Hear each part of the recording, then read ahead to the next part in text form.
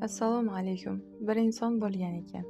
Uning qalbi ko'r, aytmoqchimanki, qalb ko'zi ko'r, boylikka o'ch, hamma narsani boylik orqali ko'radigan, hamma narsani pul deb hisoblaydigan, bu dunyoning matosini jon ortig'idan ko'rgan, jonidan ortiq ko'rgan inson bor ekan. U hayoti davomida judayam ko'p ishlabdi, judayam pul ko'p topibdi, ammo uning halovati yo'q ekan. Oilasida ham halovat bo'lmagan ekan. Vaqt o'tibdi, yillar o'tibdi, uning puli yanada ko'payibdi, ammo har doimgidek halovat topmabdi. Uyqularida ham, xayollarida ham, qalbida ham halovat yo'q ekan.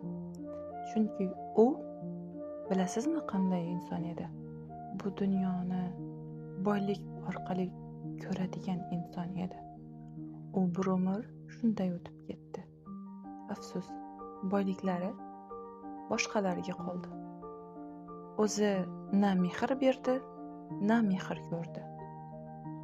O'sha mehrsiz insonlar qatorida bo'lib qolmaylik. Mehrli bo'laylik. Bizdan yaxshilik qoladi.